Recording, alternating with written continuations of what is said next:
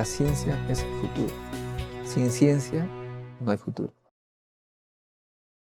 Hola amigos, soy Modesto Montoya, director y conductor del programa Encuentro con la Ciencia, un programa que promueve la educación, la ciencia y la tecnología a través de entrevistas con sus protagonistas. Tratamos siempre de entrevistar a científicos de las ciencias humanas, de las ciencias llamadas duras, todas las ciencias, ingeniería, etc. En esta oportunidad contamos con el sociólogo Guillermo Valdizán, eh, sociólogo de San Marcos, que forma parte del programa de gobierno de la Alianza Venceremos en el campo de la cultura de las comunidades. Vamos entonces a entrevistar a Guillermo para que nos cuente un poco justamente sobre este tema, en qué estamos. Gracias, Guillermo, por estar con nosotros. Muchas gracias más bien a ti, un gusto estar acá en tu programa y además toda una experiencia estar del otro lado de la pantalla. Yo sigo mucho tu programa y ahora estar de este lado más pegado a los libros, es un gusto. Hay muchos libros que han desaparecido, Uy, caramba. lo hemos donado porque ya no se usa lo físico, ahora es pura internet. Exactamente, estamos en un mundo donde los cambios tecnológicos afectan de una manera positiva y negativa en varios aspectos, incluyendo el ámbito de la cultura. Efectivamente. Bueno, es, cuando uno habla de cultura en el Perú, se complican las cosas porque aparentemente hay muchas culturas, muchas fuentes de cultura. Todavía no hay una simbiosis que se pueda decir la cultura peruana. No hay tal, no hay cultura peruana. O podemos decir que sí. Yo creo que no hemos llegado a consolidar una comunidad, un nosotros, un nosotras que nos haga sentirnos parte de, ¿no? Eso que se le llama sentimiento de nacionalidad, ¿no? Aún no hemos construido eso, es una tarea pendiente. Hay avances en ciertos aspectos, hay retrocesos en otros, ¿no? Acabamos de pasar, pues, por hace menos de 4 años, por un estallido social que nos ha vuelto a recordar que en el Perú existen todavía, el poder se sigue ejerciendo sobre la base de el silencio de los ofendidos, ¿no? Y eso aún nos marca tareas muy grandes hacia adelante. No obstante, creo que sí tenemos una historia compartida, ¿no? Una historia compartida que nos encuentra en lugares distintos, en posiciones distintas, pero que nos ha generado también conmociones compartidas, ¿no? Como población, como pueblo, ¿no? Y creo que eso sí es una base para ir proyectando, para ir pensando que sí es posible avanzar hacia eso. En tu caso, siempre acá preguntamos a nuestros entrevistados, ¿dónde naciste? ¿Quiénes fueron tus padres? ¿A qué se dedicaban tus padres cuando tú eras chiquito? ¿En qué escuelita estudiaste? ¿En qué universidad? Cuéntanos un poco tu vida.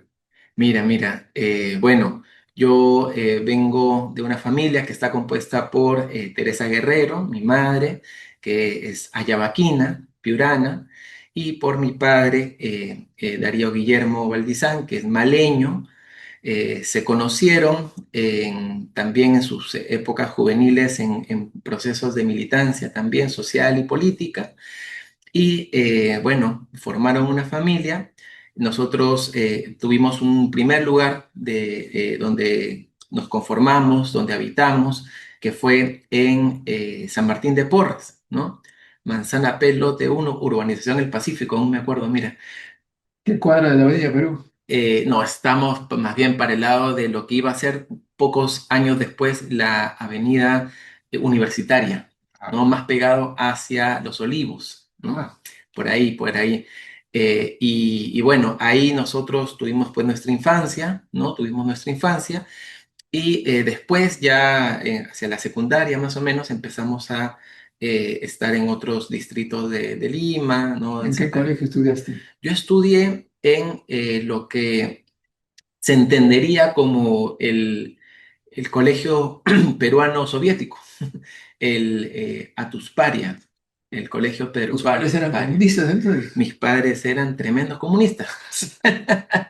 Ahora parece que es un insulto decir Ahora comunista. parece que es un insulto, pero seguramente la entrevista girará por otros lados, pero yo creo que es importante reivindicar a ser conscientes y ser autocríticos en primera persona, pero también no dejar de reivindicar los grandes aportes a la humanidad que se generaron desde esa vertiente política, social, ¿no?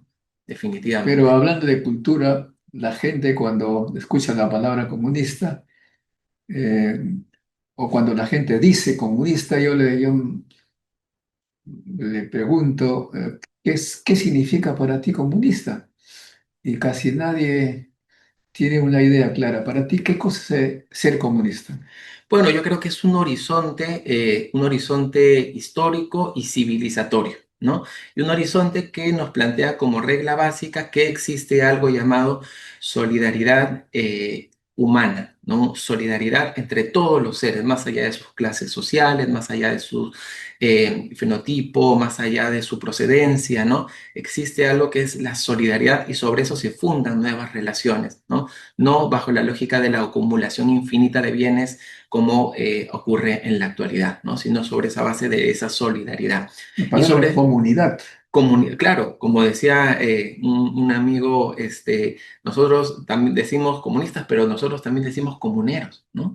Y O nosotros somos un país de comunidades. Nosotros somos un país con Perú y Perú dentro de todo el territorio latinoamericano es un territorio donde las grandes fundaciones y creaciones se han generado a través de comunidades, ¿no?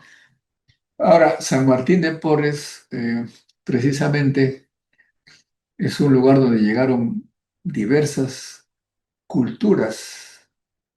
¿Cómo tú veías esa interacción intercultural? De una manera muy rica y muy compleja. Nosotros en ese tiempo estábamos también, digamos, enfrentando la primera década del conflicto armado interno, ¿no? Y San Martín de Porres en particular, donde nosotros vivíamos, era una zona que estaba muy permeada por esa situación, ¿no? Entonces teníamos una vida cultural muy rica, teníamos pues fiestas patronales, teníamos vivencias musicales, el barrio sonaba, ¿no? El barrio sonaba, el barrio tenía sabor, ¿no? Y al mismo tiempo el barrio estaba conmocionado por la violencia que se estaba viviendo en ese momento en el país, ¿no? Hace un par de meses, un poco más en la Feria del Libro de Miraflores, unos 4 meses por allí, participé porque me invitó un ex diplomático norteamericano a la presentación de su libro. Él es bien amante de las comunidades. Y había un peruano, más o menos que tiene las ideas que tú, supongo. Él hablaba del conflicto interno, ¿no? Uno de los, digamos, participantes como oyentes de esa conferencia se enojó y dijo, ¿cómo es posible que digan conflicto? Eso no es un conflicto interno. Quería ponerle otro título. ¿A ti también te ha pasado eso? Sí, sí, actualmente el Perú está viviendo una disputa cultural muy fuerte en varias dimensiones. Una de esas dimensiones es la disputa por el sentido del conflicto armado interno, justamente, ¿no? Algunos le llaman guerra, ¿no? Que vivimos una guerra civil, otros le llaman conflicto armado interno, otros le dicen que eso es terrorismo, ¿no? En realidad, las tres cosas podrían conjugarse, ¿no? El tema de fondo, creo, más allá de las etiquetas, es que vivimos, digamos, una violencia política profunda y esa violencia política también nos dio a mostrar que teníamos un pendiente como país, ¿no? Tenemos un pendiente de cómo plantearnos un proyecto de país, ¿no? Que se afirmara en la democracia pero que no dejaran de arriar las banderas de la política, de la justicia social, de la diversidad cultural, ¿no? Un país donde todos podamos sentirnos parte, como decía José María Arguedas, ¿no? Un país, digamos, no hay país más diverso como el Perú. planteaba. Y creo que esos fueron uno de los pendientes que quedaron de cara a lo que nos dejó los ochentas y los noventas en el Perú, ¿no? Después de los ochentas y los noventas, en vez de tener esa salida que apostara por la democracia, por la recuperación de la democracia después del gobierno militar, que apostara por la diversidad, lo que terminó ocurriendo que fue que entramos a uno de los periodos más oscuros de la historia con la imposición de una dictadura y del neoliberalismo, ¿no? Entonces, no salimos por esa vía y más bien ahora estamos viviendo las consecuencias de eso, ¿no? Estamos viviendo las consecuencias de eso en este momento. Por tu experiencia de vida, supongo que la carrera de sociología la escogiste para comprender este tema. Uf, hay algo que no terminé de decir, pero después del colegio yo lo primero que hice fue postular a la Escuela de Bellas Artes. Yo estudié pintura en Bellas Artes, ¿no? Y nosotros fuimos parte de una generación que hizo una de las tomas más largas del local de la Escuela de Bellas Artes, justo el mismo año en que se vio obligado a renunciar Fujimori, ¿no? Nosotros habíamos tomado nuestra institución, renunció y lo primero que pensamos fue, ¿y ahora quién nos va a resolver la toma? Tuvimos que esperar que viniera Paniagua, que viniera el nuevo ministro de ¿Cuál Educación. era la demanda? Eran varias demandas, ¿no? Eran varias. Una primera demanda era el que se había hecho de mala manera, como tú me imagino conoces también en otras instituciones públicas de educación pasa, hubo una transición de cambio de autoridades internas que se hizo de muy mala manera, ¿no? Y eso terminó en una reelección de la persona que estaba como director de la escuela en ese momento. Pero eso se acumulaba también con pésimos servicios que tenía la escuela, ¿no? Una precariedad institucional tremenda y también tú conocerás que la Escuela de Bellas Artes está a una cuadra del Congreso de la República. El país nos pasaba por la piel, ¿no? Entonces salíamos a la calle y caminando a nuestro paradero ya estábamos en una marcha, ¿no? Entonces estábamos también muy impregnados de lo que estaba pasando en el país y también creo que la toma en cierta forma, además de los problemas internos de la Escuela de Bellas Artes, tenían que ver con una respuesta más existencial a lo que estaba pasando en el país, ¿no? Entonces, yo estudié en Bellas Artes, pintura, y después, a los 2 años de haber ingresado, decido también postular a Sociología en San Marcos. Ahora, en el Perú, por lo que se puede observar, todo el mundo de que habla que hay un racismo muy profundo en el Perú, que para los científicos duros, en este caso los biólogos, los genetistas, suena un poco cercana a la estupidez, porque cuando uno se hace el análisis genético, ahora todo es científico, encuentra que todos somos descendientes de Mama Ocllo y Manco Cápac, por así decirlo, ¿no? Mm. Hay, por supuesto, una participación española, pero mayormente nuestro contenido es originario. Eh, por eso digo, es una estupidez, porque uno es racista contra sí mismo. La sociología, ¿cómo ve este tema del racismo?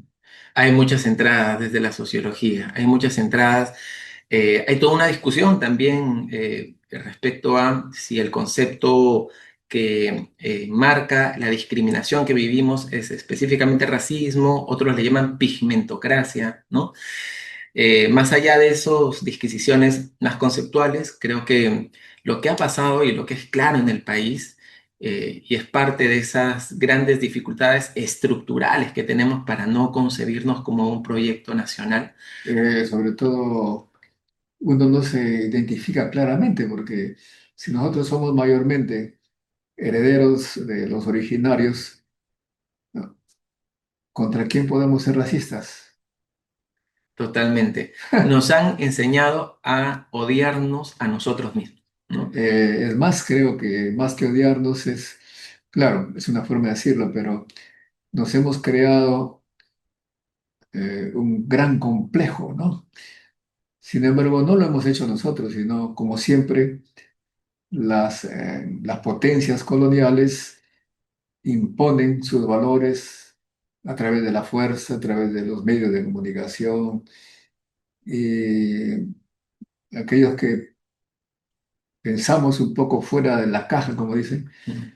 quedamos sorprendidos, ¿no? Que hemos, sin digerir bien, nos hemos convertido en pensamos como españoles, pero nuestras raíces, nuestra cultura es otra. Entonces, un poco que nos auto que discriminamos. ¿Cómo analizas tú esa situación?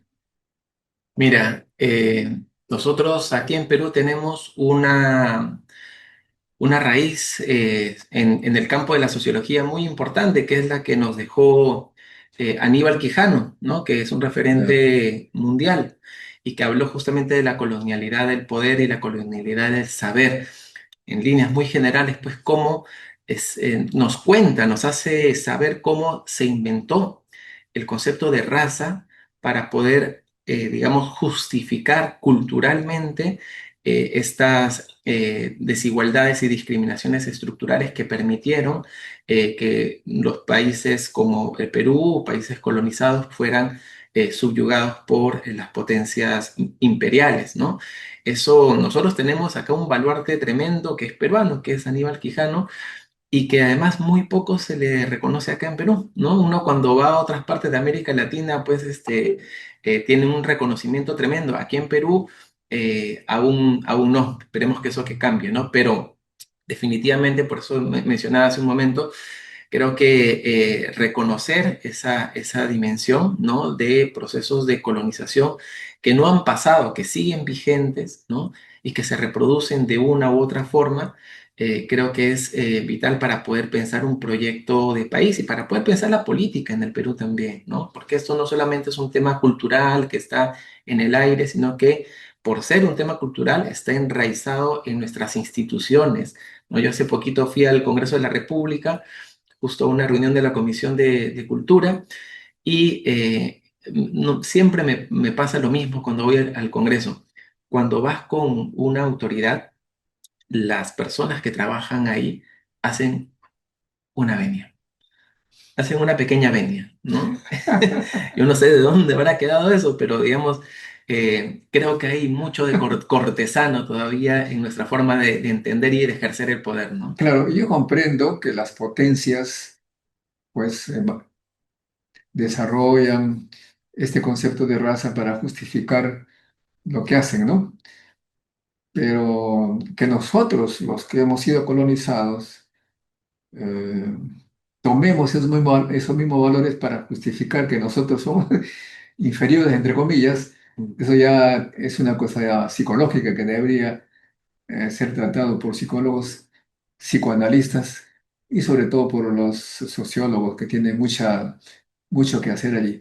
Ahora bien, eh, valgan verdades, la historia ha mostrado que este asunto tú le llamas la Pigmentocracia, hay algunos pigmentocracia, ¿no? autores que lo mencionan por Eh, ese lado. la gente se olvida de la historia, ¿no? Que, Mm. digamos, de vez en cuando veo los videos, ahora está claro, la historia de Francia, en el año cero, digamos, el nacimiento de Jesús, cuando ya Roma era una potencia. Roma era pues de gente, la gente de Roma era cabello negro, cercano al África, ¿no? Mm. Y conquistaron pues Francia, Alemania, que eran más bien los de color blanco, ¿no? Entonces, y que vivían en casas de madera y techo de paja, así vivían. Eran analfabetos y los más morenos les enseñaron a leer, etcétera. Pero de repente, como es la historia, las potencias caen y la potencia se volvió más bien del lado de los que antes eran dominados y ahora sacan una nueva, eh, digamos, valores, ya los blancos son superiores cuando antes eran al revés. Tú conoces has conocido a nuestro amigo que se nos ha ido, eh, caramba, estoy olvidando el nombre, que ha muerto, un antropólogo, un sociólogo de La Molina, muy conocido por todos nosotros, Mm. profesor de la Católica, ya se me va a venir el nombre. Ujú. Él decía que en esa época de la esclavitud, en la época de la esclavitud en Europa, los españoles pues tenían esclavos y compraban esclavos, los romanos también, y una esclava escandinava, las nórdicas, ¿no? Las rubias y todo, pagaban por ellas, digamos así, $200, pero una esclava que venía, una morena del África eh, del norte, su precio era 3 veces más. O sea que tú pagabas más por una morena que por una blanca, ¿no? En esa época, porque todavía no se había hecho el cambio de valores. Y eso simplemente por la cultura, porque las del África del Norte eran más cultas, las del norte no. Entonces en la casa pues siempre uno busca gente culta, ¿no es cierto? Pero después ha cambiado. Todo es eso del color de la piel y la inteligencia, la historia ha mostrado que es completamente falsa, ¿no? Ahora, por ejemplo, la primera potencia tecnológica es China, y los chinos no son blancos. ¿Te acuerdas? Entonces, eso lo digo a nuestros seguidores para que un poco piensen y dejen pues esos mitos que son temporales. eh, y claro, eso poco a poco va a tener que ir cambiando con la cultura. Sin embargo, en el Perú todavía estamos en eso. Ahora bien, esta discriminación que se da en el Perú, lo hemos señalado en varias oportunidades, no solamente hace daño a la persona discriminada, Mm. es un daño personal, sino que al país, porque el país, al discriminar a la mayoría, deja de contar con las inteligencias para la gestión del Estado. Y es como si tuviésemos un gran país gobernado por un pequeño número que por probabilidad no son los mejores, ¿no? Señalábamos también que es como el fútbol. Imagínate que escogemos la selección de fútbol del Perú solamente con la gente de San Isidro. No le ganamos. Una vez dije esto, no le ganamos ni a los arequipeños. Los arequipeños, Saludos a mis amigos del equipo. los arequipeños casi me pegan, tío. Es una forma de decir, ¿no? Que Arequipa es un departamento muy importante y una selección que no es peruana, sino de un pequeño barrio, no va a ganar a nadie, pues. Pero justamente así, eso aplicado al fútbol también se aplica a la gestión del Estado, a las Fuerzas Armadas. Si solamente escogemos en un grupito, no hay forma de progresar, ¿no? No, totalmente. Como tú decías hace un momento, es importante que nos reencontremos con nosotros mismos, ¿no? Creo que el trabajo de generaciones que vienen hacia adelante tiene eso como horizonte, ¿no? Cómo nos reencontramos con nuestras raíces, que es la única forma para florecer en el mundo globalizado, además, ¿no? China es un gran ejemplo de eso. China ha progresado, ha desarrollado, llegando a disputar justamente en este momento de la historia ser probablemente la primera potencia del mundo, sin haber renunciado a sus propias consolidación de identidades, sin su historia, ¿no? Poniendo eso por delante, ¿no? Y así también podemos hablar de la India ahora, etcétera. Es un momento donde es importante recordarnos quiénes somos, ¿no? Perú es una de las 6 matrices civilizatorias del mundo. Acá se han hecho avances, tú lo conocerás mejor que yo, ¿no? En el ámbito de la ciencia y la tecnología, impresionantes en el ámbito de la agricultura, ¿no? Es tremendo lo que hemos podido desarrollar acá y mira que hemos pasado, digamos, siglos de proceso de colonización y aún así, en base a diversas estrategias, como en la cultura hablábamos de la estrategia de adaptación en resistencia, ¿no? De que a pesar que, digamos, luchan por quitarnos nuestro idioma, nuestros idiomas, ¿no? Nuestras identidades, a pesar de eso, encontramos la forma de ponerlas por delante, ¿no? Perú ahora es un gran, digamos, hito en el mundo con respecto al tema de la gastronomía, ¿no? Y ese hito y esa gastronomía no se puede entender si no entendemos todo ese proceso cultural del que venimos, ¿no? Entonces es importante asumir de que no vamos a tener una forma, digamos, entre comillas, de desarrollo en este mundo globalizado si es que no volvemos a encontrarnos a nosotros mismos en el camino, ¿no? Creo que ese es un tema fundamental. Y lo segundo que tú mencionabas y me parece clave es que nosotros enfrentamos muchas discriminaciones, ¿no? No solamente una, de un tipo, ¿no? Perú está conformado, siempre ha estado estratificado, ¿no? A veces por temas de casta, cuando se consolidó, digamos, la orientación más capitalista a través de clases, pero también a través de estas diferencias o estas desigualdades estructurales en base al género, ¿no? O sea, vivimos en un conjunto de desigualdades profundas y es necesario justamente por eso recordar lo que hace muy pocos años se empezó a gritar en las calles, ¿no? Decían, esta democracia ya no es democracia. Entonces, ¿qué tipo, qué forma de democracia tenemos que construir para el país mirando nuestras raíces, mirando quiénes somos y tratando de superar esas desigualdades estructurales que tenemos, que son tan profundas y que son heridas, no son, digamos, solamente falta de oportunidades, no, son heridas profundas, ¿no? Que están que están en nuestro inconsciente, que son parte de lo que somos, pero que también que hemos sabido también responder y mirar y encarar en muchos momentos de la historia. Muy bien, ahora es un tema muy delicado el que estamos tratando porque la discriminación pues existe. Ahora, el tema de la discriminación, ya lo he señalado, puede hacer daño a las personas.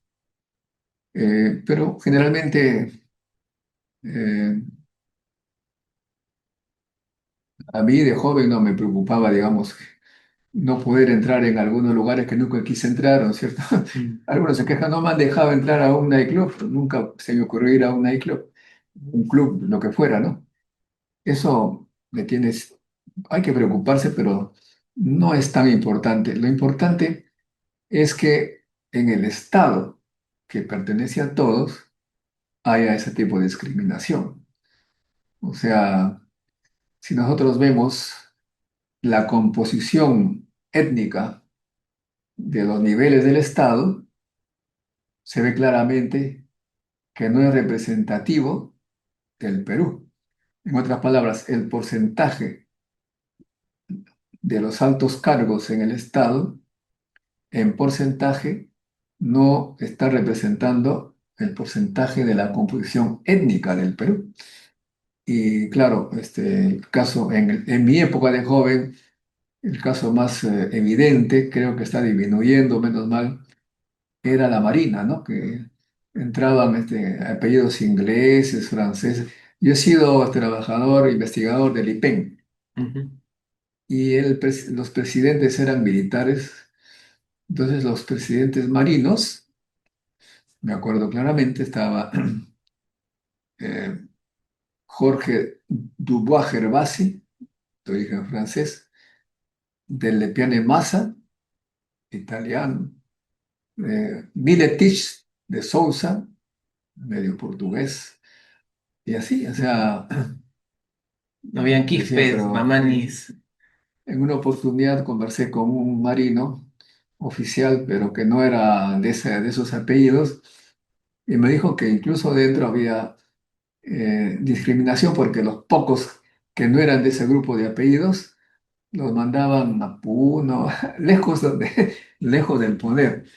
Bueno, pero eso supongo que está cambiando, pero cuento también aquí varias oportunidades que una vez fui invitado por la Embajada de Francia, llegaba una nave francesa al puerto del Callao y querían hacer un poco digamos, de intercambiar ideas con intelectuales peruanos oficiales de la Marina francesa. Entonces yo entré y vi a un marino que era incluso más bajo que yo.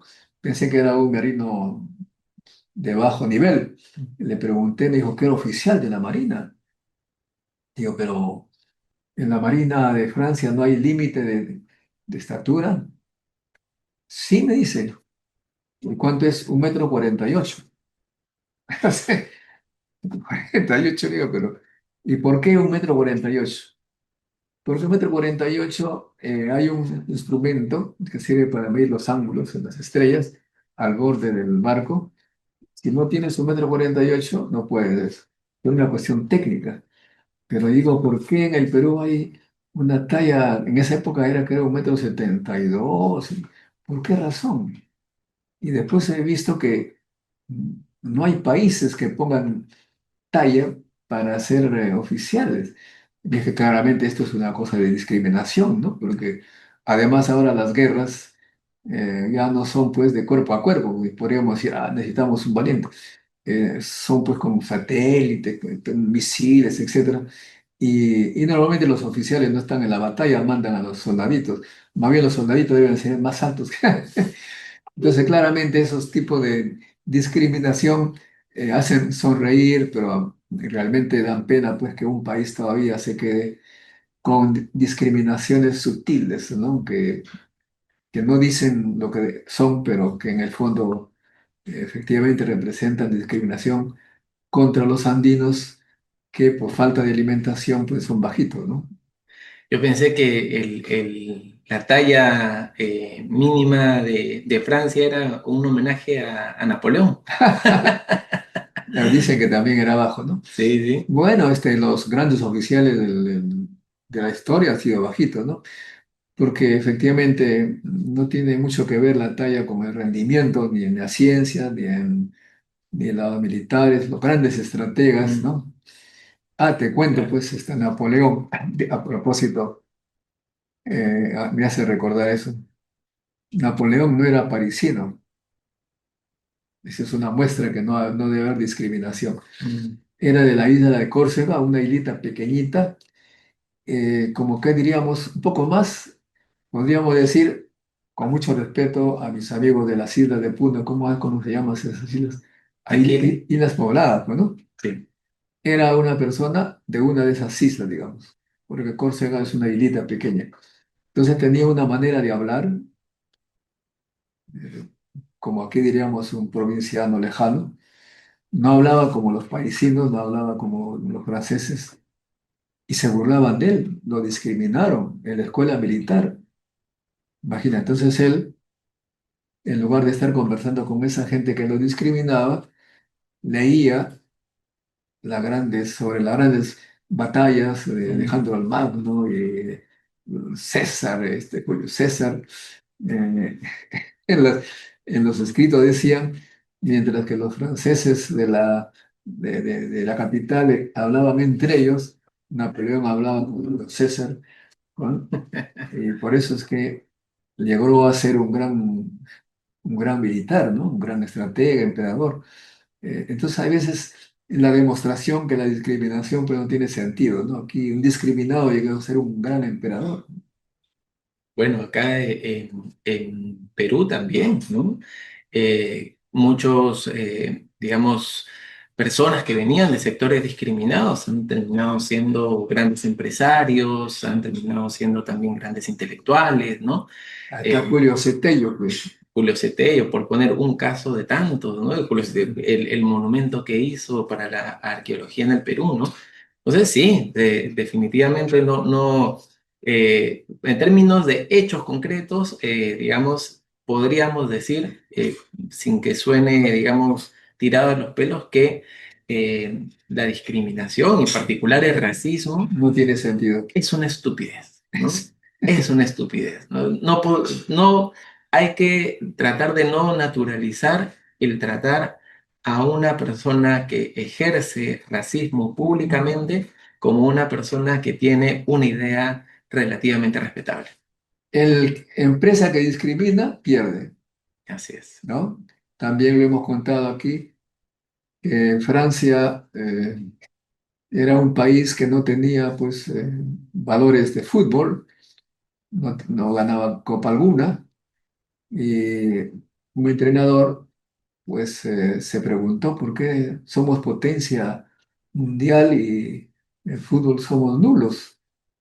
Pusieron a pensar, intelectualmente hablando, y llegaron a la conclusión que no eran campeones porque la selección era discriminadora, solamente había pues blancos, ¿no? Mm, mm, Entonces convocaron a todas las comunidades, las etnias de Francia, los llevaban hasta del África, ¿no? Los llevaban y los unían a los otros y fue un largo proceso, tal vez 15 años, ¿no?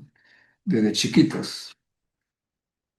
Y obtuvieron la Copa del Mundo y el presidente de Francia, con la Copa, dijo, viva la diversidad.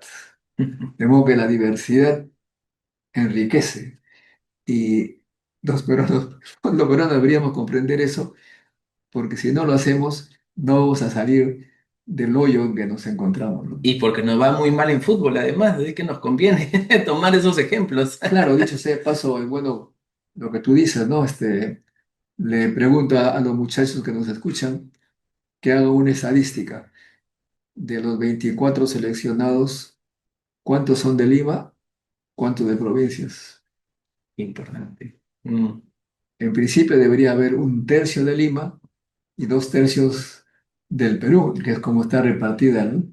¿No? Y quienes nos dan más alegrías deportivas justamente son Ah, sí, además, las mujeres del Valle del Mantaro, ¿no? A oh, través del atletismo, ¿no? además, sí, pues. Imagínate, o sea, tenemos definitivamente, ¿no? Y, Definitivamente le juega en contra, el racismo le juega en contra y al en Perú. ajedrez teníamos pues, sobre arequipeños, Claro, ¿no? así es. Grandes, grandes arequipeños ellos. ¿Cómo se llamaba estos jóvenes? Granda, Lance, sí, pues. granda. Sí, fue mi profesor, Ah, sí, fue mi ¿no? profesor. ¿De ajedrez? De ajedrez en primaria, en Ah, qué primaria. bien, ¿ah? Sí, sí, sí. ¿Dónde? ¿En el San Martín de Porres? En el colegio Batuspari.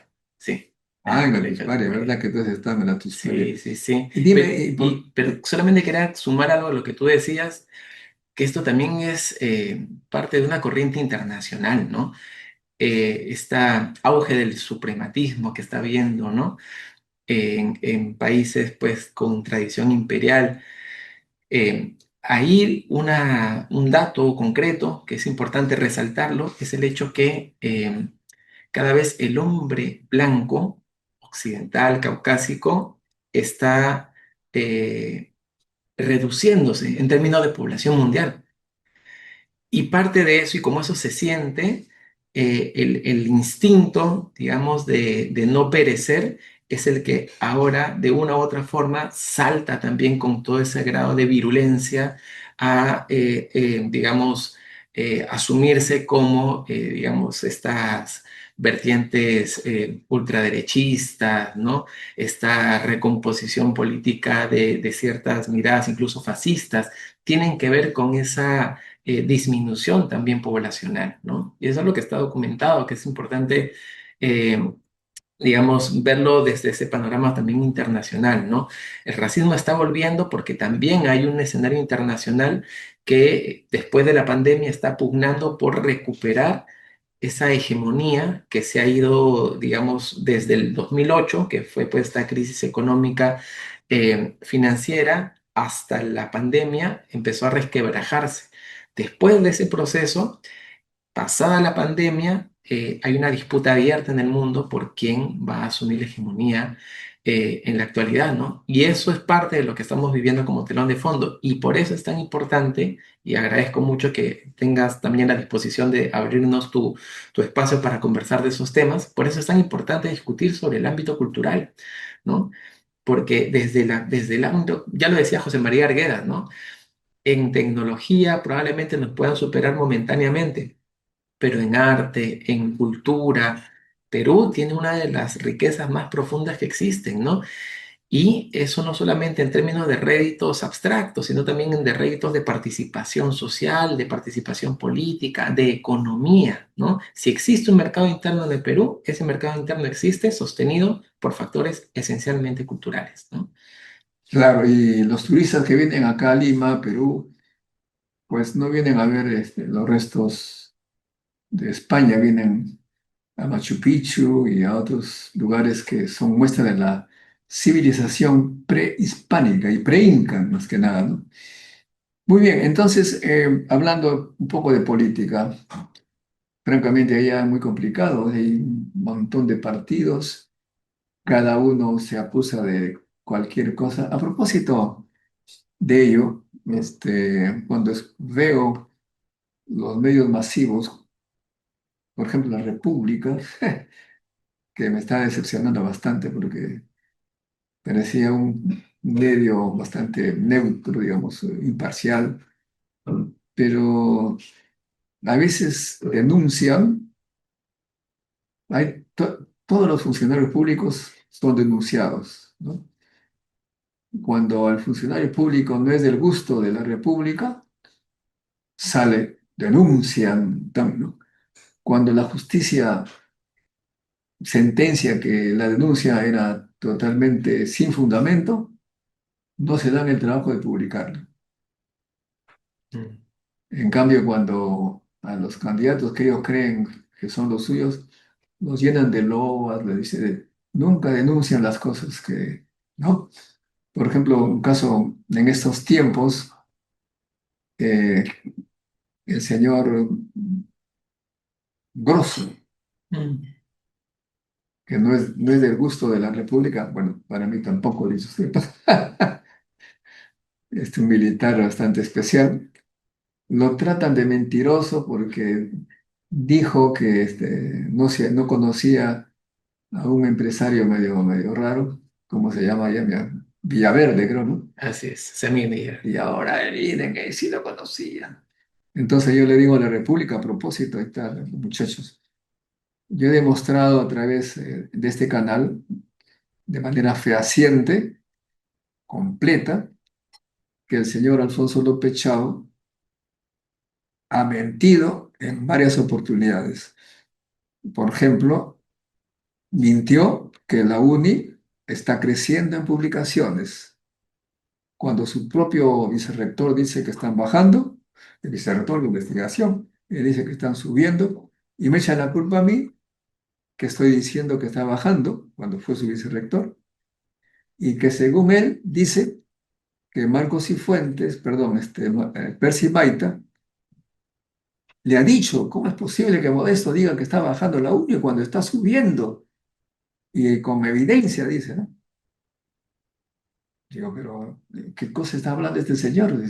Eso está en la internet, está claramente la uni ha dejado de crecer como antes, ahora está así.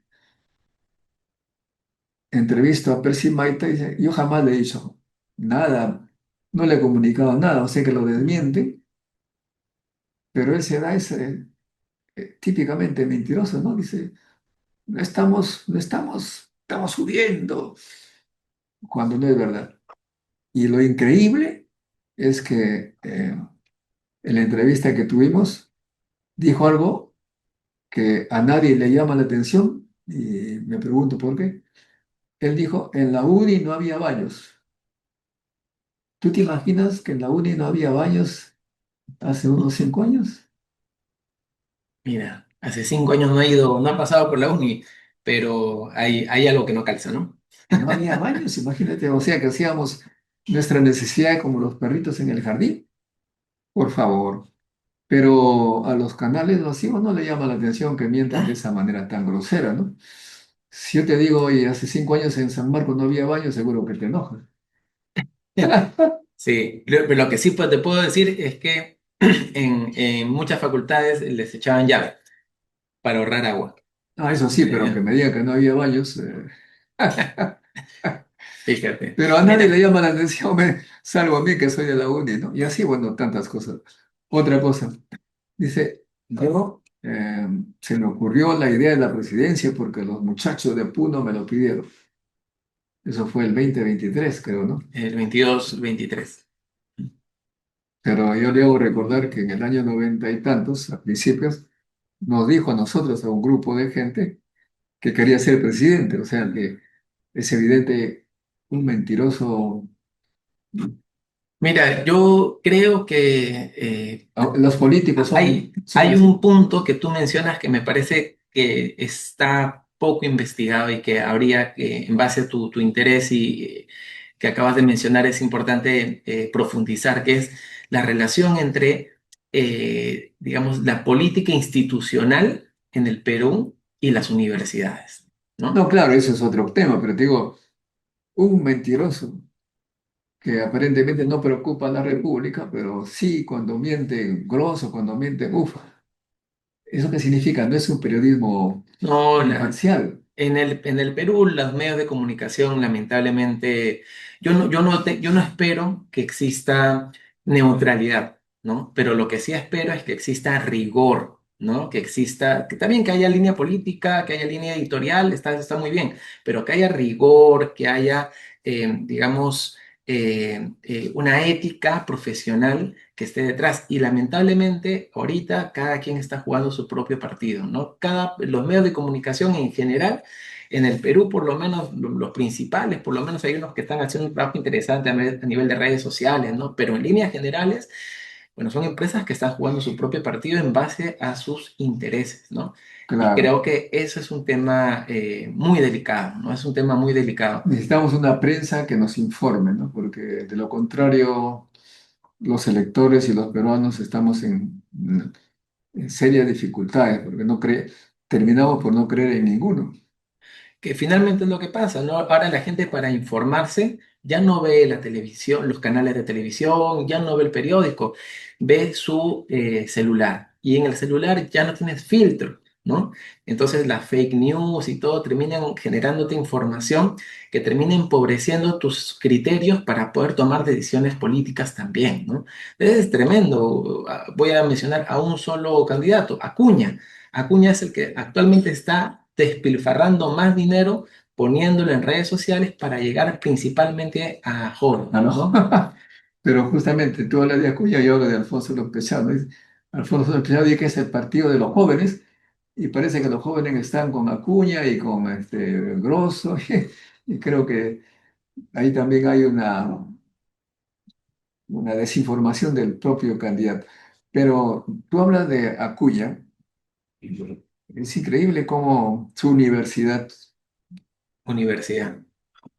está en tercer puesto en las publicaciones de Scopus, mientras que la UNI está en el puesto 16.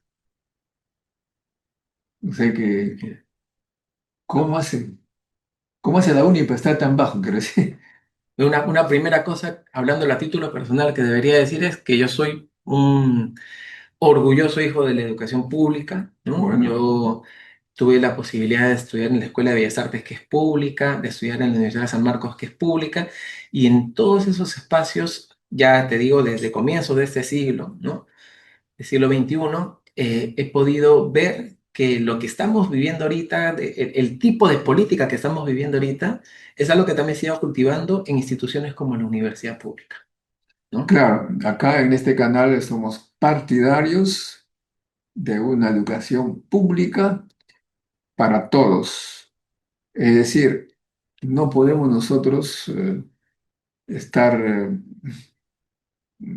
dejando esa labor educativa a los privados totalmente. Bueno, no se trata de desaparecer las iniciativas privadas, pero que el Estado abandone la educación,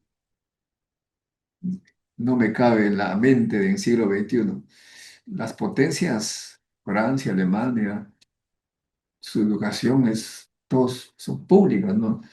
No se le ocurre a alguien, sí, hay algunas universidades, algunos centros de educación privada, pero son poquísimos en España, etcétera. Pero si tú abandonas tu obligación como Estado, ¿para qué sirve el Estado?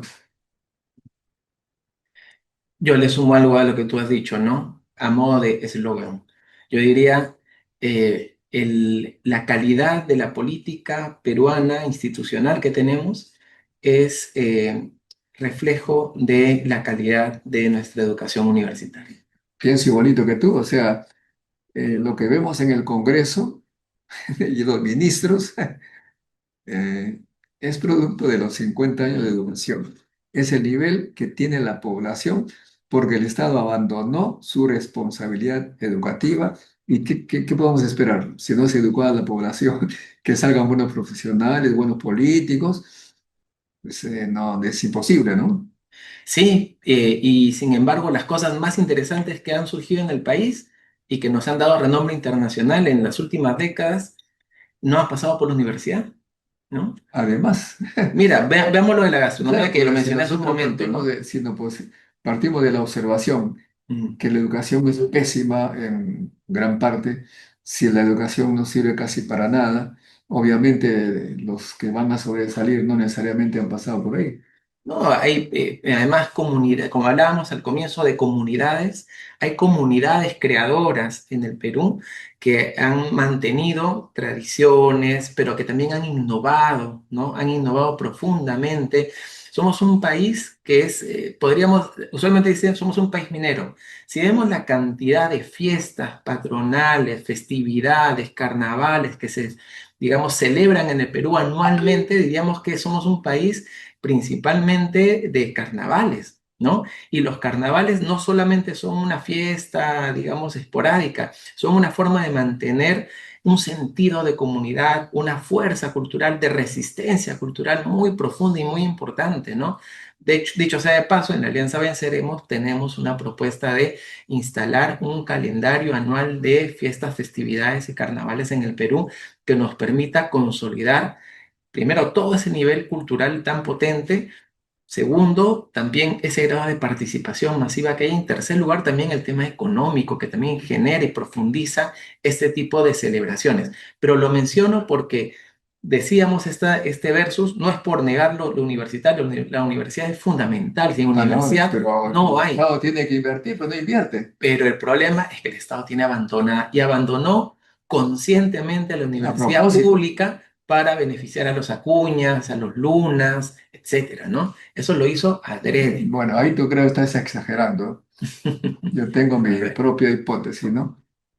Este, vayamos a la historia. En los años 90, el señor Bologna, Mm, el señor Canseco, el comercio, vieron pues que el negocio estaba en la educación.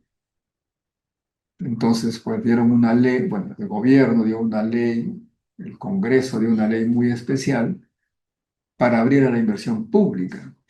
Y te acordarás que las primeras universidades creadas, si no me equivoco, la UPC del comercio, ujú, la UCIL de Diez Canseco y ujú, Boloña, básicamente esas dos, ¿no? Eh, o sea, hicieron una ley para ellos, para la gente con poder económico. Ahora tienes un banco, conocido, un banco continental, creo que tiene su universidad, eh, porque es un negocio, ¿no? Entonces hicieron eso y dieron las leyes, pues, promoviendo esa educación, pero lo que no tuvieron, bueno, lo que no, lo que salió un poco del esquema que ellos estaban pensando, es que también gente de, digamos, de clase popular, como Acuña, como varios, incluso un colega mío de la UNI, fue miembro, propietario de la UTP, ¿cómo se llamaba este señor? Que su hija ahora es congresista. Bueno, varios, gente popular hizo su propia universidad. Entonces salió la competencia y a partir de ese momento dijeron, no puede ser que nos estén haciendo la competencia y crean la SUNEDU precisamente para limitar la competencia, creo yo, no porque les interese la calidad de estudiantes.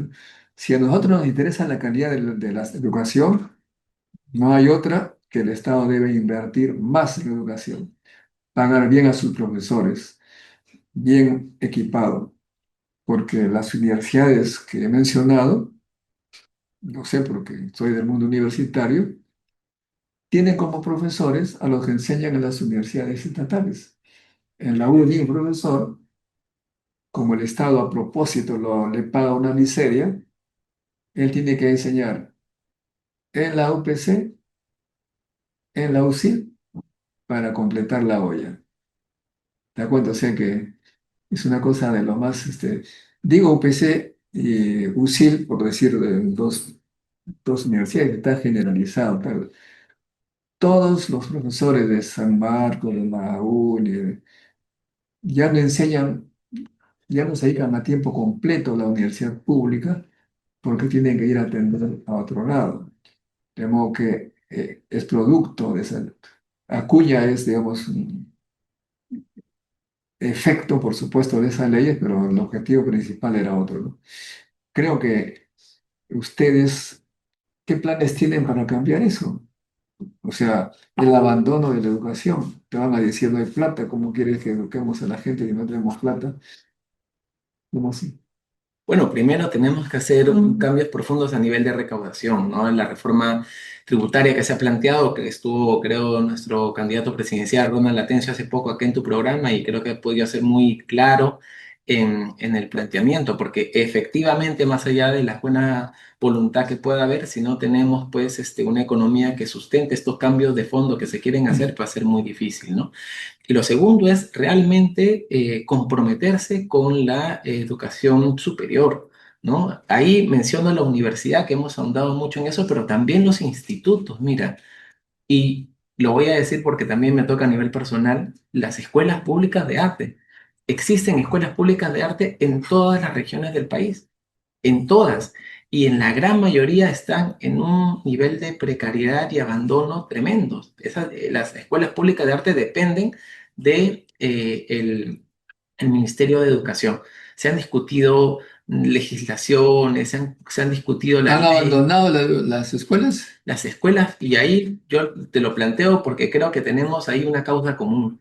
Las escuelas públicas de arte son nidos de maravillas. Ahí se producen cosas impresionantes. Hay una comunidad de estudiantes creadora que se faja por, digamos, sacar adelante gran parte de lo que no hace el Estado, que es justamente la promoción de las artes y las culturas, pero lo hacen en condiciones institucionales muy precarias, presupuestalmente, en términos de infraestructura y en términos de calidad educativa.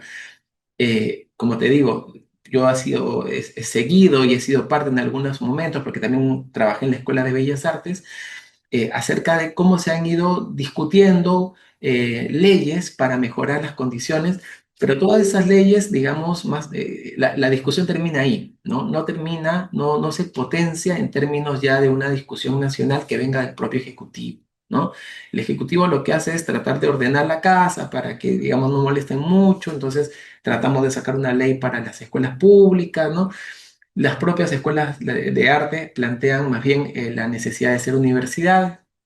Se han topado en los últimos años con un Valdemar Cerrón que les ha abierto las puertas para que todas las que toquen su puerta se vuelvan de escuelas a universidades, a pesar de que eso sea básicamente un cambio nominal y no sea un cambio institucional de fondo, ¿no?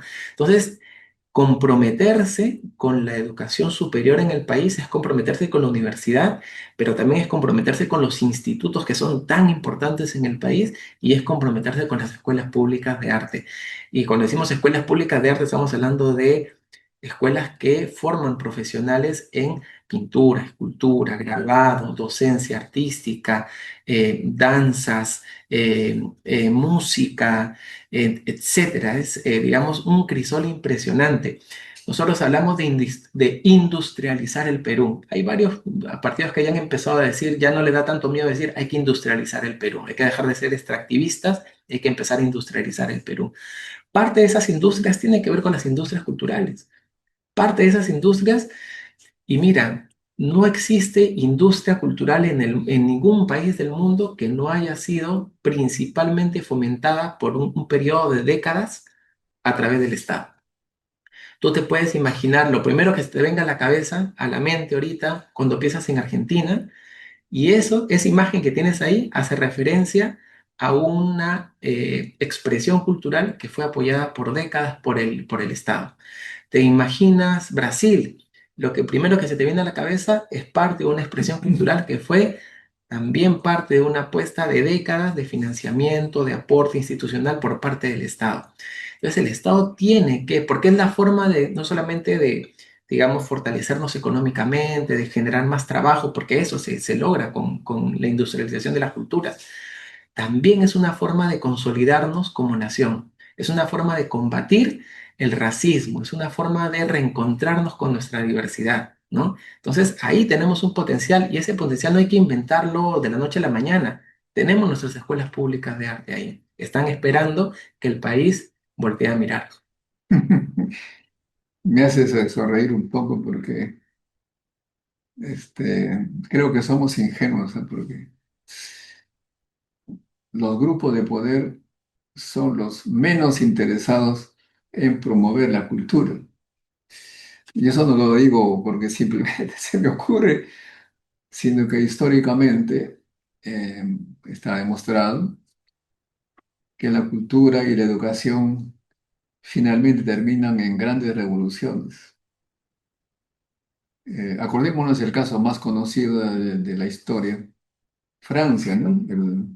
La época de las luces, de los grandes enciclopedistas, los grandes científicos que creaban teorías de gobierno, teorías científicas. Lavoisier que hablaba la famosa frase, nada, nada desaparece, nada se destruye, todo se transforma, etcétera, etcétera.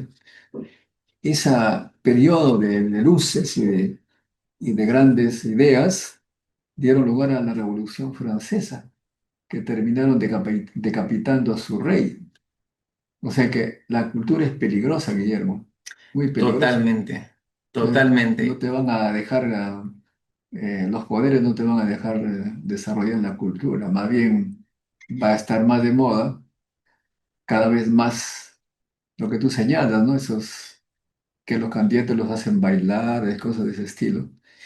Yo me acuerdo cuando iba a la clínica Javier Prado, este, había que esperar su turno y de repente estaba la televisión ahí, la gente estaba concentrada, ¿no? Digo, ¿qué esto están viendo acá? Entonces veo unas chicos y chicas semidesnudos tirándose plátanos los unos a los otros y decía, esto es combate. La gente estaba entusiasmadísima y aparentemente eran programas que tenían bastantes seguidores, ¿no? Igual, acá ponen programas que promueven estos bajos instintos, la violencia, los crímenes, etcétera. Y tú, Guillermo, pidiendo que el Estado te dé cultura, cuando el Estado está manejado por estos grupos que precisamente no están interesados en cultura, ¿cómo podemos, salvo que ustedes tengan la mayoría y eso va a ser imposible, vas a tener tú una mayoría en el Congreso anticultura? Sí, yo coincido contigo en que desde el Estado, en la actualidad, digamos, no es el punto de partida para una transformación, tendría que ser el punto de llegada, ¿no? Yo creo que es necesario, de hecho, somos parte de una alianza política electoral que está disputando, digamos, las elecciones nacionales en este momento, ¿no? La alianza Venceremos, pero siento que el reto es mucho mayor. La institucionalidad, yo te voy a comentar lo que decía un artista plástico peruano, Juan Javier Salazar, ¿no? De una entrevista que le hacía El Comercio, en un momento le preguntaban, oiga, usted es un poco anarquista, le decía, ¿no? Y él le respondía, mira, dame un estado que pueda destruir y te respondo, ¿no? Lo que has quedado de Estado en el Perú, en realidad, ahorita es un espacio tomado. Yo me parecería también ingenuo, así como tú dices, asumir que ahí está el poder. Ahí está una herramienta que tenemos que tomar para poder frenar, para poder hacer un basta, ¿no? Pero siento que la fuerza de la cultura siempre, como decía, y esto puede sonar un cliché, pero como decía pues este Vallejo, todo activo genial viene del pueblo y va hacia él. Yo creo que lo que necesitamos hacer es consolidar Yo creo que en la defensa de la cultura somos mayoría. En la defensa de la cultura. Las interpretaciones tendremos pues muchos puntos de vista distintos seguramente, ¿no? Pero creo que hay una mayoría social en el Perú que sí considera, no solamente considera, que actualmente está consolidando fuerza cultural, ¿no? Está consolidando fuerza cultural. El estallido social ha sido expresión de eso. ¿Sabes cuál es el gran problema, creo yo? No es que no haya fuerza, sino que está fragmentada, está dividida. Y en tratar de Bueno, encontrar las plataformas la nacionales que nos izquierda ha dado permitan. ejemplo de división. Mira, me encantaría decir que solamente la izquierda. Me encantaría decir que, porque si nosotros fuéramos el problema solamente, pues lo resolvemos rápido. El problema es que la fragmentación es mucho más profunda, ¿no? Bueno, Es mucho pero más profunda. nosotros acá promovemos la cultura, la ciencia, la tecnología, educación, muy importante, pero en lo que observamos en la realidad, en la práctica, hemos tenido muy hermosos resultados. En el centro que tenemos acá, el Centro de Preparación para la Ciencia y Tecnología, excelentes científicos, pero como el Estado y las empresas privadas no les interesa la innovación tecnológica, están afuera, salvo una que otra excepción. Y en lo que respecta a la gente del arte que tú obviamente defiendes y es tu campo, también, pues, los grandes pintores, me acuerdo de Gerardo Chávez y otros, están en París, los grandes escritores que acaban de morir, mueren afuera, no mueren acá, porque precisamente nuestro país aparentemente no consume, ¿no? Esas cosas se van a países que sí, los jóvenes bien preparados, los jóvenes que tienen, en el mundo de la ingeniería, por ejemplo, la UNI tenemos un llamado genio, Barton Sivak, que cuando viene a Lima, pues parece eh, un, ¿cómo le llaman? John Lennon, los muchachos ahí se acercan, quieren tocar, ¿no? Pero no está en el grupo, está en el MIT porque allá lo aprecia y acá pues no ganaría ni para poder vivir, ¿no? O sea que, ¿a dónde voy? Está bien que promovamos la cultura, pero el Estado tiene que darles un lugar, pues, porque de lo contrario los jóvenes se van, como está ocurriendo.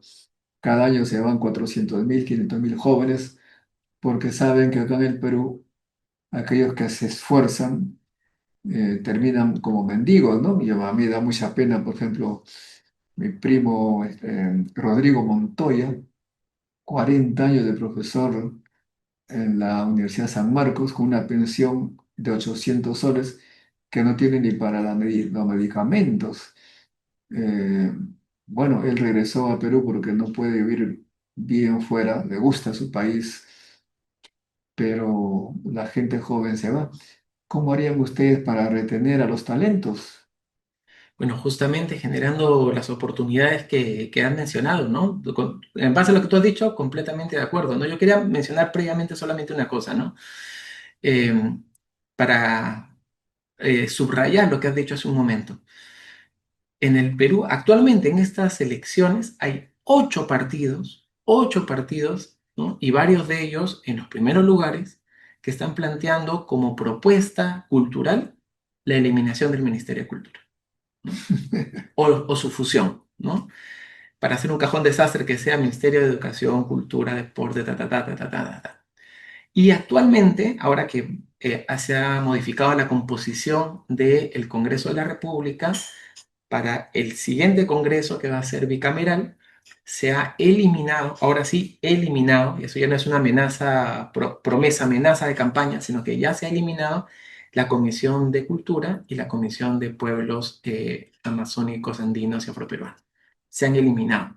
Y como funciones van a entrar pues en otra comisión muy puntual.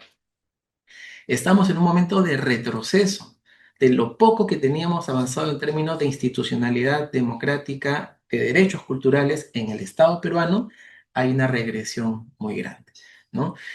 Y yo creo que para lo que nosotros estamos planteando desde la Alianza Venceremos, lo que tenemos que hacer son cosas en ese momento muy concretas, muy claras, ¿no? Marcar una línea divisoria. Así como algunos han hecho la línea divisoria, por esto no, ¿no? ¿Ha visto esa campaña? Por estos partidos no, los partidos del pacto mafioso. Bueno, hay que hacer una línea divisoria también en el campo de la cultura, ¿no? Los que desprecian a la cultura, los que la quieren ningunear y nos quieren destruir lo poco que hemos avanzado, de aquellos que por lo menos están en disposición de sentarse a conversar para construir un pacto más amplio, democrático, en el ámbito Nosotros de la también cultura. estamos en una campaña por eso no, en un campo especial. No por aquellos que mienten. No pueden ser presidentes personas que mienten a la gente de manera descarada. Así es que, y además, no por aquellos que, habiendo tenido responsabilidades en una institución, la han destruido y han mellado su prestigio.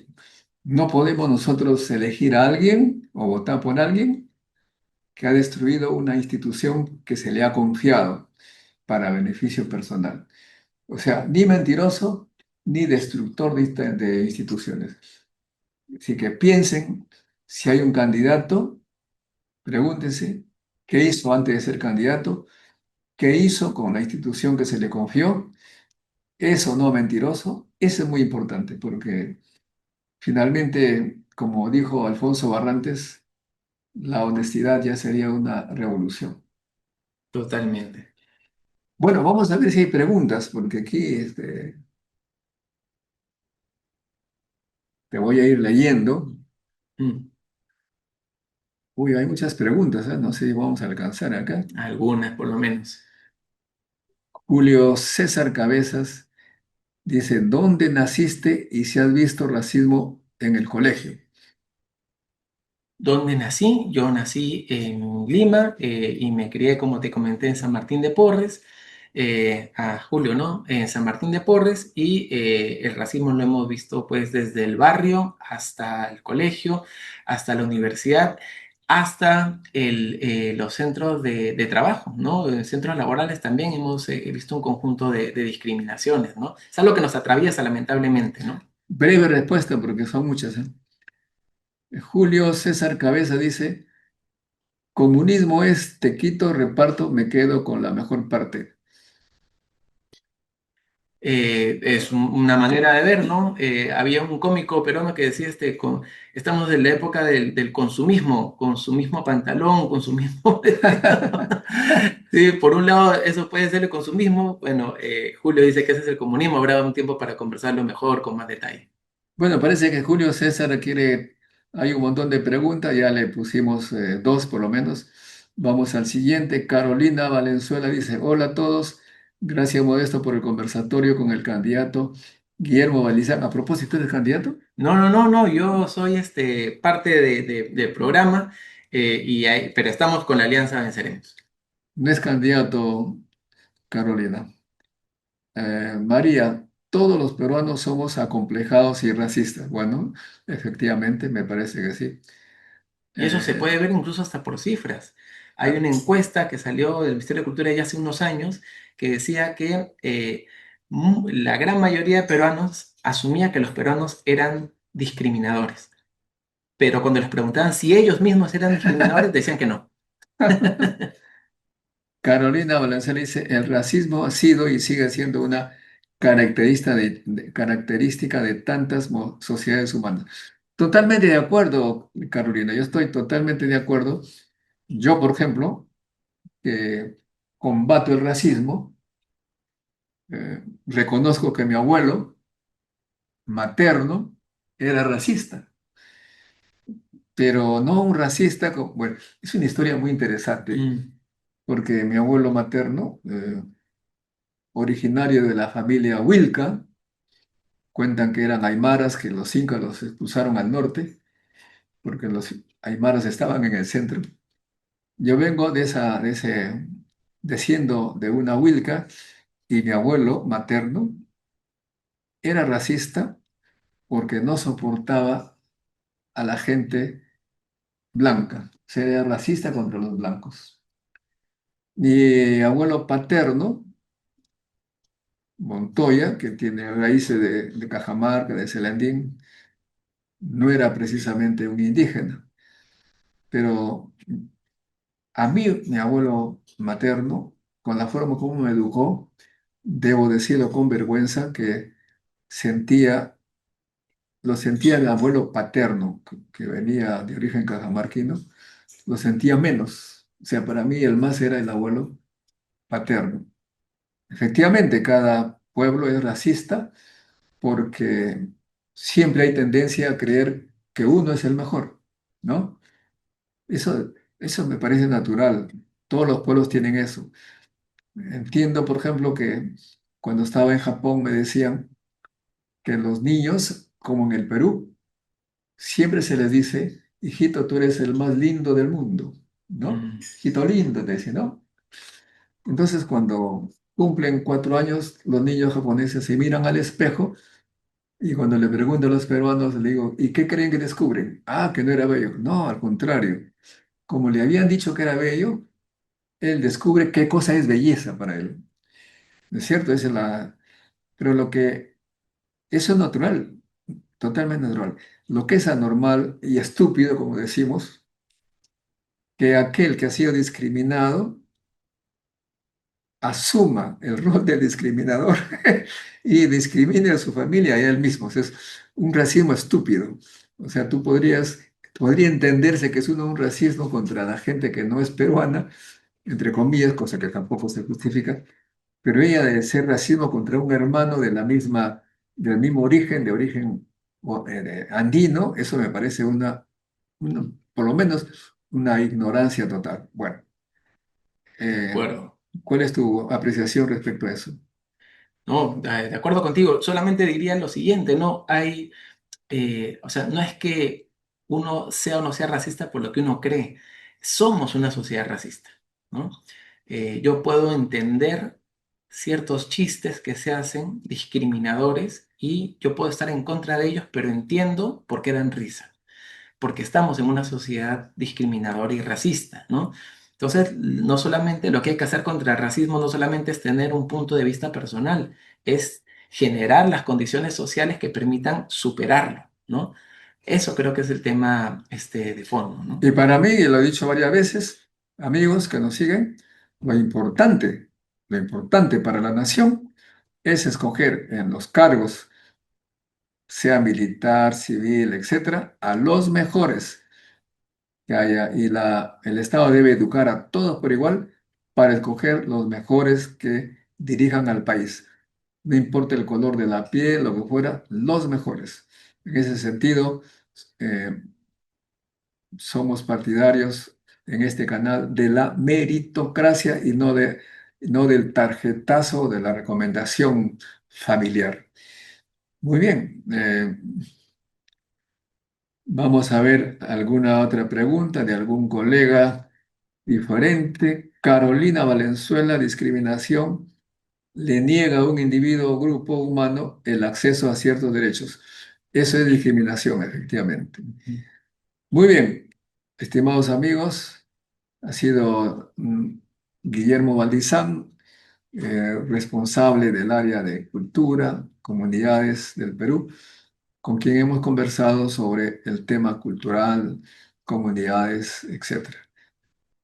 Palabras finales para convoca a los que voten por tu alianza, que está un poquito bajita de las preferencias, ¿ah? Está muy bien, está muy bien. Yo te iba a comentar, tengo un amigo que siempre decía, yo quiero tener un polo que diga, nacido para perder, pero que atrás diga, pero no para venderme.